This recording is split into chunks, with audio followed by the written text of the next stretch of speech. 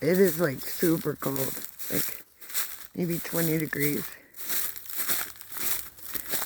And we're walking down the creek, and she is covered in ice.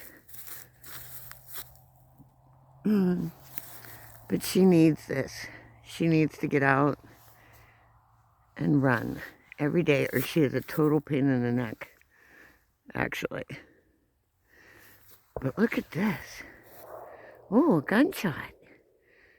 Somebody just got a deer. There's a full moon. And it's Friday the 13th, which means nothing to me, but oh yeah, we better start walking back. People are hunting. It's Friday night. So there's Eva. She's icy. She's all icy on her legs. You're icy. All right, let's go. She doesn't like guns either. All right, we're walking back, but look at that. How beautiful.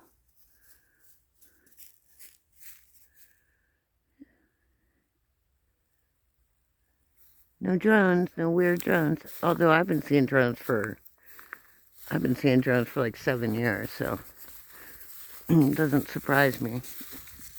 All right. I love you guys. Eva loves you guys.